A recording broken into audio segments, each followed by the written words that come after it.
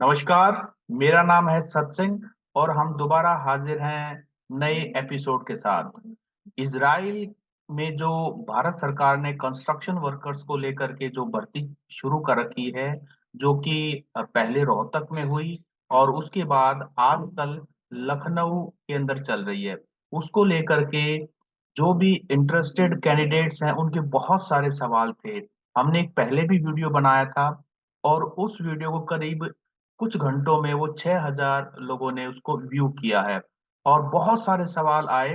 तो एक बार दोबारा से हमारे साथ चंडीगढ़ से मेरे पत्रकार साथी जुड़ रहे हैं, मोहम्मद गजाली।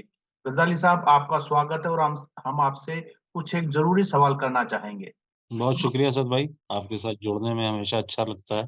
जी, मेरा गजाली साहब, मेरा सवाल जो है, जो कैंडिडेट्स ने कमेंट करके पूछा है, उसमें एक सवाल ये है कि इजराइल का वेदर कैसा है? क्योंकि हम इंडियन हैं, अभी यहाँ सर्दी चल रही है और फिर गर्मी आने वाली है, तो इजराइल का वेदर कैसा रहता है? जी देखिए, वेदर का साइकिल जो है इंडिया की तरह ही होता है कि सितंबर से जो है वहाँ पर ठंड शुरू हो जाती है, सितंबर-अक्टूबर से। और वहाँ की ठंड जो है सितंबर-अक्टूबर से लेकर आप समझ लीजिए कि यही फरवरी-मार्च तक रहती है। लेकिन वहाँ जब पीक ठंड होती है, जैसे हमारे यहाँ नवंबर, दिसंबर, जनवरी पीक ठंड है, तो वहाँ की जो पीक ठंड है वो दिसंबर, जनवरी और फरवरी होता है। और सबसे ख़ास बात है कि वहाँ की ठंड में बारिश बहुत होती है। तो और ठंड में हवाएँ बहुत चलती हैं, क्योंकि हवा बहुत चलती है वहाँ पर।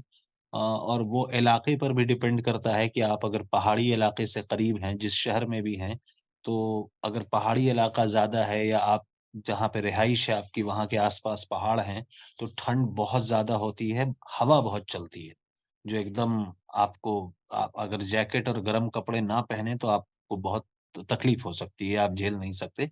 वैसी ठंड नहीं पड़ती है जो बाकी यूरोप के देशों में होती है, जहाँ बर्फबारी हो रही हो, बर्फबारी का वैसा कुछ वहाँ पे है नहीं। आइसोलेटेड जगह पर कभी-कभार हो जाती है, जेरूसलम वगैरह के पहाड़ों पे कभी-कभार। और जहाँ कहीं भी आपकी रिहाइश होगी, वहाँ हीटर वगैरह की ज़रूरत होती है, तो घर में अक्सर लगे होते हैं। लेकिन इस बात की जानकारी भी रखनी चाहिए कि जो हमारे श्रमिक भाई जा रहे हैं वहाँ पर, उनके रहने-वहने का क्या इंतज़ाम है? जहाँ तक मेरी समझ है कि भारत से तो थोड़ा बेहतर ही होगा। वहाँ ऐसा नहीं है कि आप इंडियन कंडीशंस जैसे हिंदुस्तान में होता है कि आप काम करें और घर जाएँ, तो बेसिकली इंतज़ाम भी होंगे। लेकिन ठंड का जो वेदर है वो यही है कि सितंबर-अक्टूबर के बाद से ठंडी हवा शुरू होती है, नवंबर, दिसंबर, जनवरी में ठंड पीक पे होती है, बारिश खूब होती है, तो आप ऐसे जूते और वहाँ चलना बहुत पड़ता है। एक ये भी ज़हन में रखें कि हालाँकि आपके पास पब्लिक ट्रांसपोर्ट है, लेकिन गलियों में चलना, पहाड़ों पे चलना हो सकता है कि उन इलाकों में पहाड़ी इलाके भी होते हैं, सड़कें ऐसे बनी होती हैं, ढलान वाली बनी होती है, तो आपको चलना भी बहुत पड़ सकता है।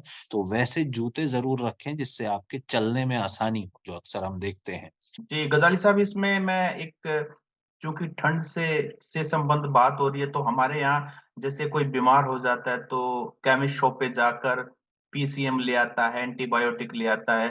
तो क्या वहाँ भी अगर कोई बीमार हो जाए, तो बिना डॉक्टर की प्रिस्क्रिप्शन के आप दवाई ले सकते हैं खा के? हम खुद के डॉक्टर बनते हैं ना ज़्यादातर, फिर ज़्यादा तबीयत खराब हो तब जाके हॉस्पिटल में हम जाते हैं एक क्वालिफाइड डॉक्टर के पास, तो वहाँ क्या सीन रहता है? हेल्थ केयर जो है कहीं भी हिंदुस्तान से ज़्यादा तकलीफ़देह होता है। अगर आप किसी भी बाहर के देश में जाएँ तो, और अक्सर आप देखेंगे कि बाहर के लोग यहाँ आके इलाज कराते हैं। इंश्योरेंस इनका ज़रूर, जो भी लोग वहाँ जाएँगे वो इंश्योरेंस का, हेल्थ इंश्योरेंस 1 साल का वो ज़रूर एडवांस में पे करते हैं। लेकिन उसके बावजूद हेल्थ इंश्योरेंस के लिए आप पे करेंगे, आपका कार्ड बनेगा, लेकिन आपको जब भी किसी तरह की भी तकलीफ होगी, तो आप उस कार्ड पे इमरजेंसी नंबर दिए होते हैं या आपके जो एजेंट आपको ले जाते हैं, आप उनसे संपर्क करेंगे, फिर वो आपको एक अस्पताल ले जाएँगे, फिर वहाँ देख-रेख होगी और फिर दवा मिलेगी। इससे बेहतर और एडवाइज़ेबल तरीका यही है कि ठंड में या छोटी-मोटी तकलीफ, जैसे मुझे अपना पर्सनल बताता हूँ, मुझे दाँत की तकलीफ रहती है, तो मैं अपने दाँत के दर्द की दवा लेकर गया था, नहीं ले जा पाया इस कन्फ्यूज़न में कि पता नहीं दवा ले जा सकते हैं या नहीं, तो वो मेरी गलती या भूल थी। वहाँ जाकर कुछ हिंदुस्तानी जो बच्चे हमारे साथ पढ़ते थे, उस छुट्टियों में घर आए, तो उसी वक़्त कोई इंडिया से आ रहा था इज़राइल दूसरे यूनिवर्सिटी का, तो उनके थ्रू हमने दवा मँगा ली थी। लेकिन आप दवा लेकर जाएँ, दवा ले जाने में कोई आपके लिए मसला नहीं है। गज़ाली साहब, मैं एक और, जब हम किसी देश में जाते हैं, क्योंकि हम इंडिया में रहते हैं, हमारी पैदाइश यहीं की है, तो यहाँ ये इस मिट्टी में हम पले बड़े, तो हमें यहाँ के बारे में सब कुछ पता है। लेकिन जब वो विदेश की धरती पे जाते हैं, तो हमारे यहाँ से ज्यादातर पंजाब से, हरियाणा से, कनाडा और एडवांस कंट्रीज में जाते हैं, तो वहाँ का तो फिर भी हमने सुना हुआ होता है। जहां तक इसराइल की बात है, कुछ एक बातें जो ध्यान रखनी चाहिए, कुछ एक चीजें ऐसी होती है कि भाई ये आप कर सकते हैं, ये नहीं कर सकते हैं। कुछ एक ऐसी बातें जो भी हमारे श्रमिक भाई वहां जाएंगे काम के लिए, कुछ एक बता सकें तो।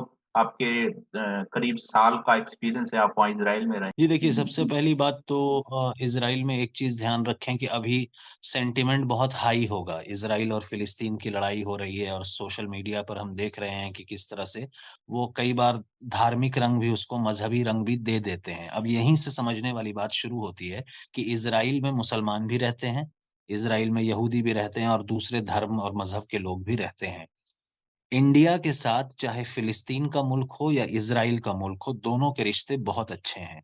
तो वैसे जो मैंने पिछली बार भी आपको कहा था कि वैसे आपको कोई मसला होगा नहीं। दूसरी चीज ये कि खास करके जो रेस्टोरेंट हो या जो ऐसी चीजें हैं पब्लिक एंटरटेनमेंट की, होटल है, रेस्टोरेंट है, दुकानें हैं, खाने पीने के स्टोर हैं, वहां पर जनरली आपको अरबी ओरिजिन के लोग मिल जाएंगे, जो अरबी होते हैं, चाहे वो ईसाई हो या मुसलमान हो।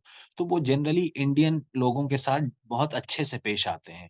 आपको, आप भाषा की बात जब कर रहे थे, तो भाषा का उतना मसला नहीं होगा। अंग्रेजी के कुछ शब्द हैं, कुछ नहीं होता है। तो मोबाइल में आप, हम तो ऐसे करते थे, जो साफ बता दें, जैसे पनीर लेना है तो वहां पनीर का नाम कुछ और होता है और वो कुछ और क्वालिटी का होता है, जो जल्दी से गल जाता है, और हम पनीर गला के तो खाते नहीं है। तो हम अक्सर मोबाइल में, गूगल में जाकर उस चीज की फोटो दिखा देते थे। अदरक चाहिए या धनिया चाहिए, तो वहां पर एक चीज और मुझे याद है कि साग अगर हम खाना चाहें तो यहाँ पर तो सरसों का होता है और भी चीजों का साग होता है। वहां पर भी ऐसा ही है कि कई दूसरे चीजों के पत्तों को वो साग की तरह खाते हैं। दूसरी चीज ये भी ध्यान रखें कि अभी सिक्योरिटी बहुत टाइट है, तो किसी ऐसे मामले में या ऐसी चीजों से अपनी भावना को एक्सप्रेस ना करें, क्योंकि वो सिक्योरिटी को लेकर बहुत ज्यादा सख्त है। चाहे आप उन चीजों में इन्वॉल्व हो ना हो, क्या सोचते हैं नहीं सोचते हैं, सोशल मीडिया पर आप काफी अपने आप को सक्रिय ना करें। जहां तक उनके देश की बात है, वो बहुत सीरियसली इन चीजों को लेते हैं। आप चाहे उनके फेवर में हो, उनके अगेंस्ट में हो, वो अलग बात है। आप रोजगार के लिए जा रहे हैं तो अपनी जिंदगी, अपने जीवन यापन को लेकर जो कर सकते हैं करें। फालतू के मसलों में पड़ने से बचें, मेरा बेसिकली ये कहना है। दूसरी चीज की, बसों वगैरह में घूमने वगैरह के लिए आपके पास कार्ड है, आपको जहां जाना है, मोबाइल में एक ऐप आ जाता है। जैसे ही आप वहां लैंड करेंगे, पब्लिक ट्रांसपोर्ट के लिए एक ऐप आ जाती है। और आपको कहीं से कहीं जाना है, मान लीजिए रोहतक में आप पुलिस स्टेशन, एसएचओ, कोई सिटी थाना है, उससे सत भाई आपको अपने घर रोहतक में कहीं आना है, सिटी सेंटर पे आना है, तो आपके पास जो ऐप होगी उसमें आप दोनों लोकेशन डालेंगे। आप जहां खड़े रहेंगे वहां का लोकेशन वो खुद उठा लेगा। जहां आपको जाना है आप उस लोकेशन को टच कीजिए, वो नाम होगा जरूर, और वो फौरन ऐप दिखा देगा कि आपकी बस कितने बजे कहाँ आएगी, और आपको सिर्फ अपने नजदीकी बस स्टैंड पे खड़ा होना है। वो गूगल से आप देख सकते हैं बस स्टैंड कहाँ है, और कौन सी बस आपके यहाँ जाती है, उसके नंबर बस स्टैंड पे लिखे रहते हैं, टाइम लिखा रहता है। मुझे सबसे ज्यादा कंफ्यूजन होता था कि दाएं साइड खड़ा होना है या बाएं साइड खड़ा होना है सड़क के। क्योंकि जिस तरफ से आप आए हैं, जैसे मैं मान लीजिए कि चंडीगढ़ सेक्टर 17 से सेक्टर 34 जा रहा हूं, तो सेक्टर 17 से बस जो मुझे मिलेगी 34 तक जाने के लिए, और 34 से जो 17 तक आएगी, दोनों का नंबर एक ही होगा, लेकिन सड़क के दोनों दूसरे साइड से मिलेंगी। कई बार जल्दबाजी में या भूल कर या गलतफहमी में हम उसी तरफ खड़े हो जाते हैं जिधर हम उतरते हैं। तो वो एक बचने की चीज है, क्योंकि आप हो सकता है फिर लंबा ट्रिप लगा लें और उसी रास्ते पे घूमते रह जाएं। तो ये छोटी मोटी चीजें। जी। अच्छा गजाली साहब, एक और हमारे जो जिन्होंने वीडियो देखा लास्ट, उन्होंने एक कमेंट करके पूछा, क्या इंडिया से मुसलमान भी जा सकते हैं? मुझे पता नहीं उन्होंने ये किस सेंस में पूछा है, लेकिन मैं तो सवाल आपसे जा पूछता हूँ। सकते हैं, मैं सामने बैठा हूँ, पढ़ने के लिए तो जा ही सकते हैं। काम के लिए मुझे नहीं लगता है कि उनका वहाँ पर रिलीजन को लेके कुछ है, हो सकता है वो सख्त हों क्योंकि श्रमिक जो जा रहे हैं, मुझे उनकी कैटेगरी या एलिजिबिलिटी नहीं पता, उसमें ऑब्वियस सी बात है कि मज़हब कोई एलिजिबिलिटी नहीं होगी। लेकिन किसी को वीज़ा देना या ना देना उस कंट्री का आधार होता है और वो किसी भी वजह से या किसी भी कारण से आपको कैंसल कर सकते हैं या वीज़ा नहीं दे सकते हैं। अप्लाई करना आपका हक है क्योंकि सरकार ने जब ये ऐड निकाला है, तो सरकार ने भी कहीं पर भी मज़हब की बात नहीं की है। तो जा सकते हैं, कम लोग जाते हैं, ये भी फैक्ट है कि बहुत कम लोग जाते हैं वहाँ पर क्योंकि बाकी मिडल ईस्ट के जो कंट्री हैं खाड़ी देश और भी हैं, दुबई है, यूएई है या दुबई कह लें या सऊदी है, ओमान है, इजिप्ट है, बहरीन है, कतर है, कुवैत है, ऐसी जगह मुसलमान जाते हैं क्योंकि मुसलमान बहुल देश है वो। तो इज़राइल भी आप अप्लाई करें, आपको वीज़ा मिल जाता है, बहुत अच्छी बात है, आप जा सकते हैं, घूम सकते हैं। इज़राइल और फ़िलिस्तीन के बीच कुछ ऐसे शहर हैं जो हैं फ़िलिस्तीन के लेकिन उसके ऊपर इज़राइल का भी कब्ज़ा कंट्रोल है, उधर जाने की कोशिश ना करें जब भी आप जाएँ। हालाँकि फ़िलहाल सिक्योरिटी इतनी टाइट है कि वो आपको जाने भी नहीं देंगे, लेकिन हिंदुस्तानी पासपोर्ट के साथ आपको हर जगह घूमने में बहुत आसानी होती है। तो एक चीज़ का वो ख़्याल रखें और मुझे लगता है कि इससे ज़्यादा अगर आपके ज़हन में कोई सवाल हो तो पूछिए। जी, जी, एम्बेसी जी। की बात आप कर रहे थे, जी, एम्बेसी जी। जो है वो तेल अवीव शहर में है, जहाँ जिस शहर में एयरपोर्ट है, जहाँ ये उतरेंगे, तो तेल अवीव शहर में एम्बेसी है और जनरली होता ये है कि बाहरी मुल्क में आप जब जाते हैं, तो या तो एम्बेसी खुद एक रिकॉर्ड मेंटेन करती है, लेकिन एक नागरिक होने के नाते आपका फ़र्ज़ ये बनता है कि आप खुद भी एम्बेसी जाके अपने आप को रजिस्टर कराएँ। एजेंसी जो आपको लेकर जा रही है, वो ज़रूर आपको कराएगी, तो आपको अगर ये भी पता करना है, तो एक बार जाकर वो वेरीफ़ाई भी कर लें कि हमारी डिटेल्स एजेंसी ने एम्बेसी को दी है या नहीं दी है। एजेंसी वैसे क्योंकि हरियाणा सरकार खुद इन्वॉल्व है, तो ज़ाहिर-सी बात है कि वो इसका पूरी तरह से ध्यान भी रखेंगे कि एम्बेसी में जो है वहाँ पर इंडियन एम्बेसी में आपकी डिटेल्स रजिस्टर्ड होगी। तीसरी बात आप पूछ रहे थे नौकरी के बारे में। नौकरी का मसला ये है कि दरअसल इज़राइल में जो आम नौजवान, पढ़े-लिखे नौजवान किसी दूसरे काम के लिए अगर जाना चाहें तो नौकरी बहुत मुश्किल से मिलती है। क्योंकि उनका एक है कि उस कंट्री में एक तो वर्क अपॉर्च्युनिटी बहुत ज़्यादा नहीं है। हर सेक्टर की नौकरी वहाँ अवेलेबल नहीं है, ज़्यादा से ज़्यादा आईटी सेक्टर में लोग होते हैं, तो वो भी मैं मतलब इंडियन स्टूडेंट्स जो जितने भारतीय लोग इज़राइल में हैं, उसमें से ज़्यादा प्रतिशत करीब 18% जो है, मेरे ख़्याल से स्टूडेंट्स हैं। और उसके अलावा केयर गिवर्स हैं, जो मैं पिछली बार आपको बता रहा था, जो मेल नर्स या फीमेल नर्स होते हैं, किसी फैमिली के साथ रहते हैं, बड़े-बुजुर्गों की देख-रेख के लिए।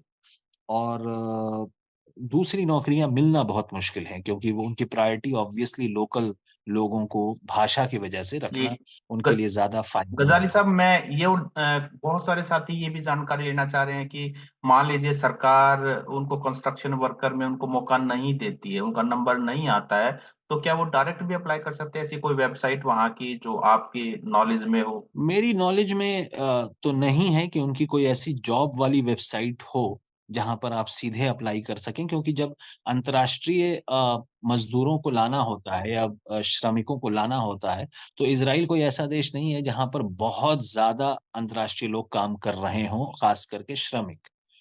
और उनकी उनकी उन उन वो जब लेते भी हैं तो फिलीपींस जैसे शहर से हैं या थाईलैंड से ले लिया, एग्रीकल्चर वर्कर हैं, उन लोगों को ले जाते हैं और ज़्यादातर वो देशों के थ्रू ही जो राजनयिक रिश्ते हैं, डिप्लोमैटिक रिलेशंस हैं, उसके थ्रू ही इन चीज़ों को चैनलाइज़ करते हैं।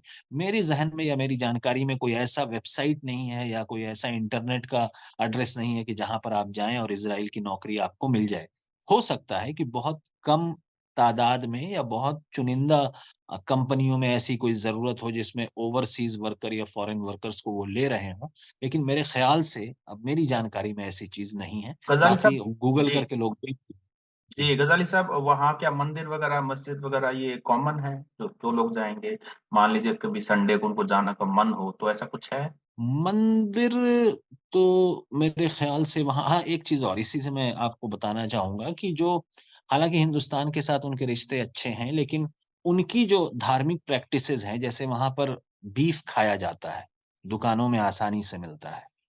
एक चीज़ तो ये कि मांस मछली जो है, वहाँ की दुकानों में बड़ी आसानी से मिलता है, जिससे हो सकता है कि हमारे श्रमिक भाई जो जा रहे हैं, उनको उनकी धार्मिक आस्था को ठेस पहुँचे या वो ऐसी चीज़ हिंदुस्तान में ऐसे खुले में ना देख रहे हों, वो वहाँ पर मिलता है। दूसरी चीज़ मैंने फ्राइडे सैटरडे की बात इसीलिए बताई थी कि वो भी उनके मज़हब से जुड़ा हुआ है, जिस दिन सारी चीज़ें बंद होती हैं और बहुत स्ट्रिक्टली बंद होती हैं। वहाँ के भी जो धार्मिक लोग हैं, वो अपने धर्म को लेकर बहुत अग्रेसिव होते हैं, जो धार्मिक लोग हैं और मज़हबी लोग जो हैं। और दूसरी चीज़ ये है कि ऐसा मैंने नस्ल भेद, नस्लकुशी या किसी मज़हब को लेकर कुछ सुना नहीं है। लेकिन मंदिर की जहाँ तक आपने बात पूछा है, मैंने वहाँ पर कोई मंदिर देखा नहीं है वैसे, कि कहीं कोई मंदिर हो, क्योंकि उनके मज़हब में थोड़ा-सा आइडल वर्शिप को लेकर भी ऑब्जेक्शन होते हैं। तो क्रिश्चियंस के चर्च तो हैं, मुसलमानों के मस्जिद तो हैं, और भी बहाई एक मज़हब होता है, उसके भी लोग हैं। अहमदिया जो एक मुसलमानों के अंदर ही एक और ग्रुप है, उनके भी सेंटर्स बने हुए हैं। लेकिन मंदिर की जानकारी मुझे नहीं है, मैंने मंदिरों के बारे में वहाँ पर सुना नहीं है। हालाँकि तेल अवीव जैसे शहर में एक बहुत हिंदुस्तानी महिला हैं, जो एक रेस्टोरेंट चलाती हैं, बहुत मशहूर हैं। प्रवासी दिवस पर उनको भारत में अक्सर सम्मानित किया जाता है, इंडियन एम्बेसी से भी उनके अच्छे ताल्लुकात हैं। तो ऐसी जगहें हैं जहाँ पर भारत के लोग हैं या भारत की चीज़ या हिंदुस्तानी चीज़ें मिलती हैं, तो वहाँ आप जाएँगे तो खुद ब खुद आपको पता लग जाएगा कि यहाँ भी हिंदुस्तानी रहते हैं, यहाँ भी हिंदुस्तानी काम करते हैं, तो उस कनेक्ट से आपको बाकी जानकारियाँ भी मिल जाएँगी। अच्छा गजाली साहब, वहाँ नमस्ते और थैंक यू कैसे बोलते हैं? कोई ऐसा शब्द है? क्योंकि ये तो ऐसा शब्द है, हमें पता ही होना चाहिए। जैसे फॉरेनर्स यहाँ आते हैं तो नमस्ते करने की कोशिश करते हैं। जैसे अरबी का या हमारे लिए अस्सलाम वालेकुम होता है, तो उनके उनके ज़बान में जो है शलोम कहते हैं। आप शलोम कहें तो वो जवाब देंगे। और थैंक यू के लिए आप शुक्रान कहें, जैसे हम शुक्रिया कहते हैं उर्दू में, तो वहाँ शुक्रान कहा जाता है अरबी में। तो उनकी उनके कल्चर इतने मिक्स हैं, क्योंकि जो हिब्रू लैंग्वेज है और जो अरबिक लैंग्वेज है, दोनों की ज़बान में कई शब्द जो हैं एक ही तरह के हैं। थोड़ा-सा डिस्टॉर्टेड रहता है। तो जो अरबी, वहाँ मैक्सिमम लोग अरबी समझते हैं, हिब्रू भी समझते हैं। आप मेरी मेरे लिए जो आसानी थी वो ये थी कि शलोम हिब्रू का वर्ड है, शुक्रान जो है अरबी का वर्ड है। तो आप दोनों मिला के भी चलें तो बंदा समझ जाता है या आपकी बात को समझ ले। जी, गज़ाली साहब, आज भी हमने काफ़ी सारी जानकारी अपने श्रमिक भाइयों के लिए जो भी इंटरेस्टेड हैं, उनके लिए आपसे ली और आपको उस चीज़ के लिए शुक्रान है, आपने हमें समय दिया। हम भी थोड़ी बहुत नहीं, नहीं। हिब्रू जो है ना सीखे हैं और फिर अगर कोई सवाल आएँगे तो कोशिश करेंगे आपसे हम फिर जुड़ें। ज़रूर, नमस्कार। ज़रूर, ज़रूर। शुक्रिया, शुक्रिया सद भाई।